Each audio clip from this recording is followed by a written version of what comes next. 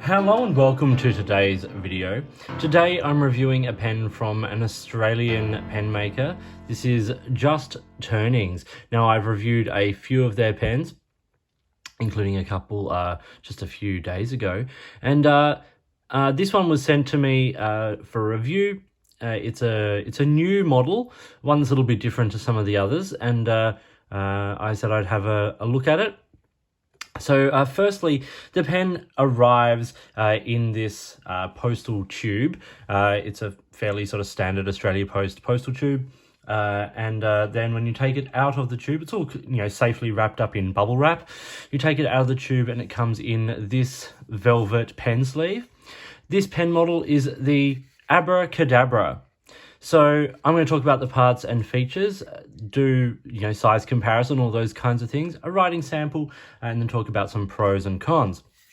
So starting at the top of the pen here, you've got a little sort of domed finial there, and then the cap swells out to this sort of center band where we get a step down, and then the body continues along, tapers down to a rounded end there. This is made out of a Just Turnings original acrylic, rainbow acrylic, and it is quite translucent, as you can see there.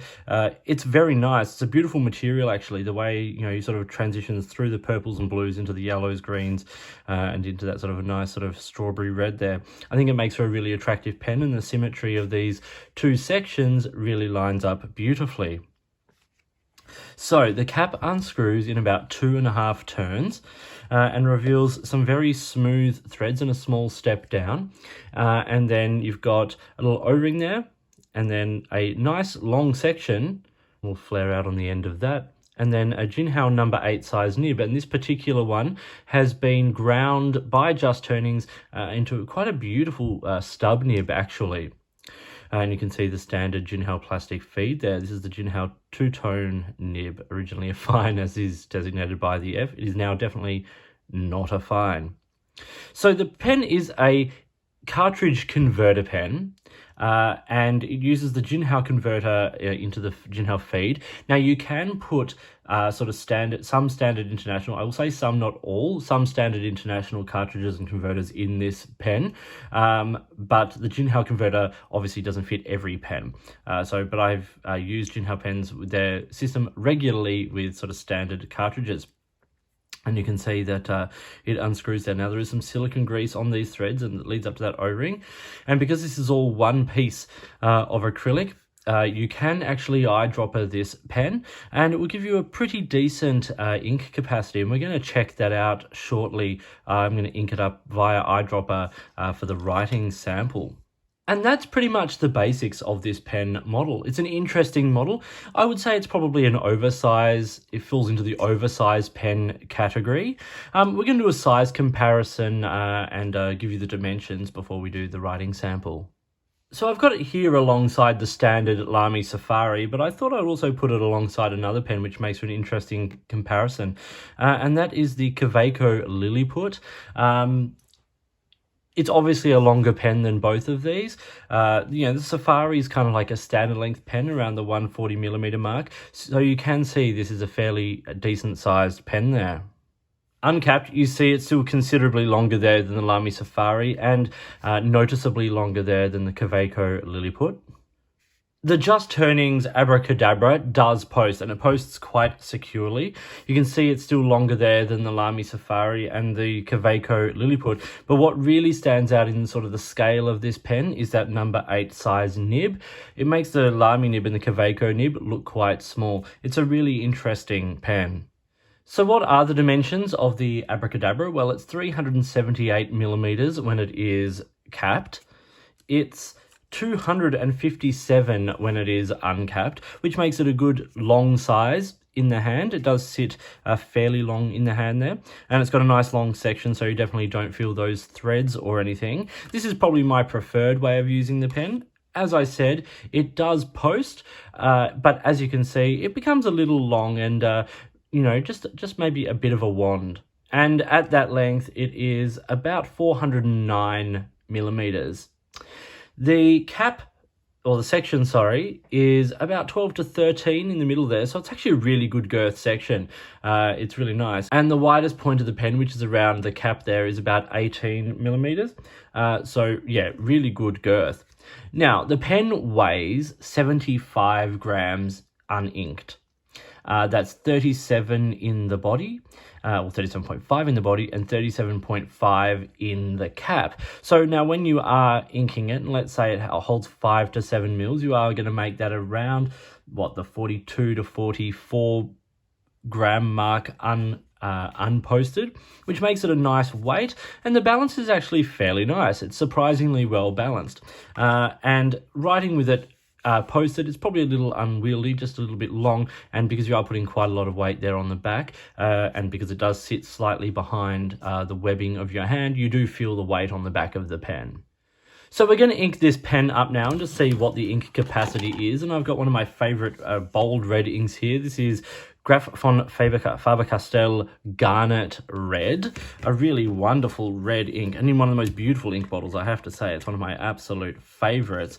And as I said, we are eyedroppering this pen. So I'm just going to take the nib and section out here, and I'll remove the converter. So when we place that in, it's all ready to go. Have a blunt syringe here, and I'm going to draw up 10 milliliters of ink, just so we get a good idea of exactly what this pen can hold. Okay, so let's see. Firstly, that syringe doesn't even reach the end of the ink reservoir. You can see if I hold this out here, the ink reservoir is down here, and you can see it filling up nice and slowly.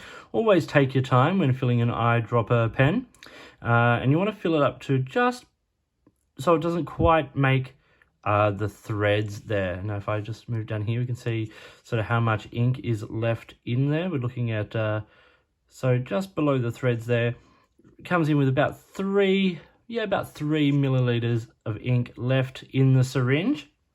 So that's taking 7 milliliters of ink.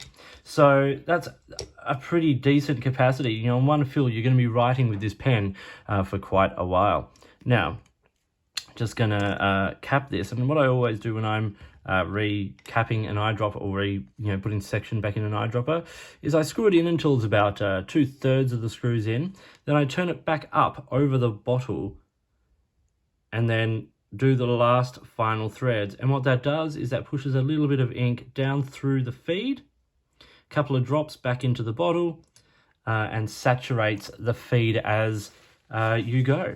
So let's do this writing sample now. And as you can see, I have this pen unposted, which, as I said, is my preferred method of writing with this pen.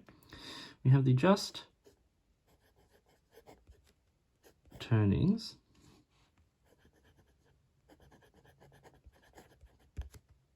And this model is called the Abracadabra.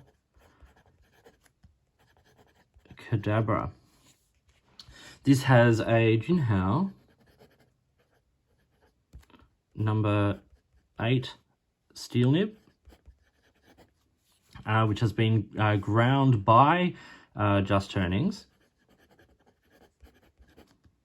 I'll just put JT, we all know what that means, into a nice sort of, it's probably about a I want to say 1.1 to 1.3-ish millimeter stub, and that's quite smooth. So let's do this writing sample.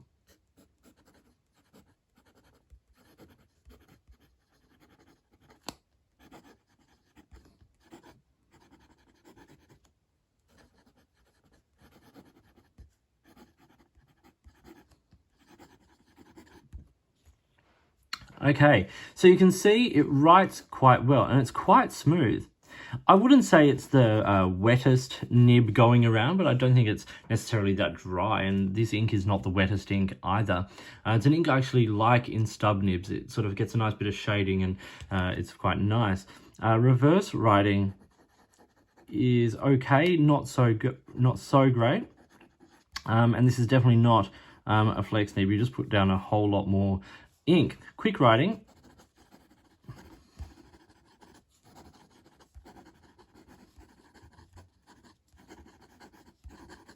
it keeps up relatively well. Being a stub nib, of course, quick writing becomes slightly harder, particularly as a lefty. I don't write with a lot of stub nibs, but you know, it's harder to align on the page. We actually hold it. It ends up being kind of like the reverse of, you know, a right-hander, you know, writing with the nib, and right-handed it writes beautifully. It's a nicely ground nib. Stephen just over there at Just Turnings is just turning his hand to grinding the nibs, and this is one of his first efforts, and I think he's done a very good job, and it shows great things for the future. But let's talk about some pros and cons with this pen now. So what are the pros and cons? Well, let's start with the cons. Firstly, I think this pen might be a little too long for some people, and particularly in the hand. You might feel a bit of fatigue in the hand given the weight in your hand. It is clearly, you know, an oversized pen and does feel slightly longer in the hand, but you know, I think it's still surprisingly comfortable. The other issue with a pen, say, of this length is things like standard pen cases. You might find it slightly harder to find a pen case that fits this. Like you can see, it's just a touch too long here for the Galen Leather Magnum Opus, whereas, you know, sort of standard size pens like the Lamy Safari or the you know, the Memento Zero Grande from Leonardo, which is a larger pen, you can see fits in there. So this being just slightly too long there for the Magnum Opus case. But there are certainly a lot of pros to this pen. Firstly, this acrylic is quite beautiful. The material itself and the workmanship and the polish that has gone into it is really beautiful, and this general sort of pen shape is, you know, it's similar to some of the other pens from Just Turnings in terms of, you know, the profile of the cap on, you know, the step down and things like that. I think his effort at grinding this nib is really great. It's smooth. It's you know, it's wet enough. It's reliable and consistent, and I think it's using the Junhao number 8 nib, I think keeps it in proportion with this pen. I'll also say that the ink capacity is great at 7 mils. Like, you'll be writing with this pen for quite a while. I think if you were, you know, carrying this in your pocket for, you know, everyday use, say in the office or something like that, I think it's a really interesting choice for that kind of use. With 7 mils of ink, you can be guaranteed to be writing for quite a while. And I'll also say, you know, the size of this pen, you know, if you're interested in slightly sort of oversized pens, this is a really nice option. The other big pro that I have to put into this video, of course, is that this entire review is a joke. Thank you so much to Stephen for sending this hilarious pen out for review. I hope you stuck around long enough to see that this review is a joke. You know, Stephen has a great sense of humor, and I've actually really enjoyed playing with this pen, and you know, even just this evening while I've been filming this, trying to review it very seriously has been a lot of fun, and I hope you picked up on, you know, the things that were very clearly tongue-in-cheek, shall we say. So thank you for watching. Please like and subscribe, all of that kind of stuff. As I said, big thank you to Stephen for sending this hilarious pen out, you know, on loan here for this review. It's fabulous and hilarious, but all the pros I do stand by. Great material, great workmanship, all of that kind of stuff. The grind on the nib is lovely, but of course, just the absurd length of this pen, hence the name, the Abracadabra, you know, after the idea of it being a wand. It's hilarious, and I really enjoyed it. So yeah, like and subscribe. Check out Just Turnings, his standard pens. I've reviewed a number of them. You can check them out on my channel. I'll link to a couple down below. But yeah, thank you for watching, and whatever you're writing with, enjoy it. Enjoy this hobby. It's great fun and great things to be discovered. So I'll talk to you soon.